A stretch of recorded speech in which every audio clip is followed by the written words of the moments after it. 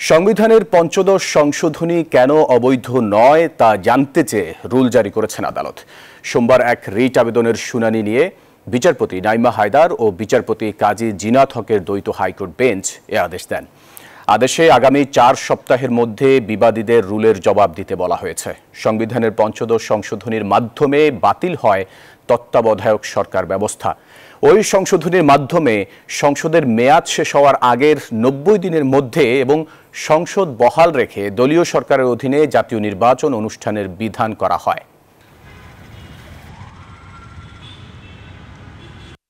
সংবিধানের মৌলিক কাঠামোটা পরিবর্তন করে দিয়েছে। এই সংশোধনের মধ্য দিয়ে গণতন্ত্রহীনতার দিকে বাংলাদেশ এগিয়েছে। এই সংশোধনের মধ্য দিয়েই বাংলাদেশের বিচার ব্যবস্থায় এক ধরনের হস্তক্ষেপের পরিস্থিতি তৈরি হয়েছে সরকারের।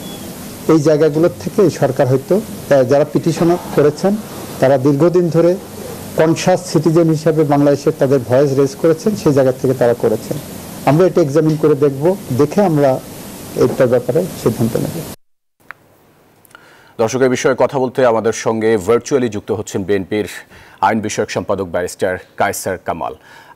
ব্যারিস্টার কায়সার কামাল, আপনাকে স্বাগত নিউজ 24 সংবাদে। ব্যারিস্টার কায়সার কামাল, পঞ্চদশ সংশোধনীটি আপিল বিভাগে নিষ্পত্তি হয়েছিল। আপনার কাছে জানতে চাচ্ছি, হাইকোর্ট নতুন করে এই মামলা শুরু করতে পারে কিনা? Thank you for connecting me. Basically যে অবস্থাটা সৃষ্টি হয়েছে এই সংশোধনীর মাধ্যমে,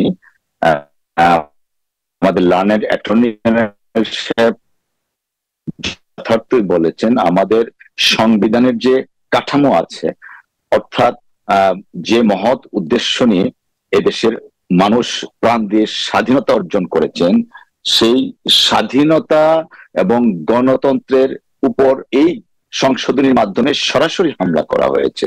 পাশাপাশি গণতান্ত্রিক ধারা যেন অব্যাহত না থাকে, সেই জন্য এই সংশোধনীটা করা হয়েছিল। দেখুন, আসলে এই যে তত্ত্বাবধায়ক সরকার ব্যবস্থা বিলোপ, তত্ত্বাবধায়ক সরকার ছিল 90-এর স্বৈরাচার পতনের পরে 3 জোটের রূপরেখা অনুসারে অন্তর্বর্তীকালীন সরকারেরই একটা ফসল, এবং যার মাধ্যমে দেশনেত্রী বেগম খালেদা জিয়া তৎকালীন সময়ে বাংলাদেশে সংসদীয় গণতন্ত্র পুনঃপ্রবর্তন করেছিলেন। অর্থাৎ বাংলাদেশের গণতন্ত্র যখন হাঁটি হাঁটি পা পা করে এগুচ্ছিল, তখনই 13th অ্যামেন্ডমেন্টটা অ্যাবলিশ করে দিল, যা পঞ্চদশ সংশোধনীর মাধ্যমে তারা জাস্টিফাই করলো। পাশাপাশি আর্টিকেল 7A এরকম আরো কয়েকটা আর্টিকেল যোগ করে টোটাল ব্যবস্থাটা এমন করলো যেন এই সংশোধনীটার মাধ্যমে বা আমাদের সংবিধানটাকে আওয়ামী লীগের গঠনতন্ত্রে পরিণত করেছিলেন তৎকালীন সময়ে। তো সমাজের যারা বিচক্ষণ এবং সমাজ সচেতন মানুষ, কনসাস সিটিজেন, তারা একটা রিট পিটিশন আজকে ফাইল করেছেন এবং মহামান্য আদালত রুল ইস্যু করেছেন। অফকোর্স রাষ্ট্রপক্ষ সেই রুলের জবাব দিবে এবং বিষয়গুলা মহামান্য আদালতের নজরে আনবেন, এনে পরবর্তীতে এই ব্যাপারে সিদ্ধান্ত নিবে।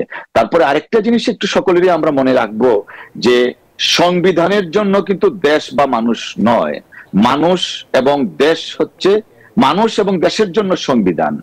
বর্তমানে যে পঞ্চদশ সংশোধনীর মাধ্যমে দেশকে আজকে যে পরিস্থিতিতে নিয়ে যাওয়া হয়েছিল তা অত্যন্ত দুঃখজনক।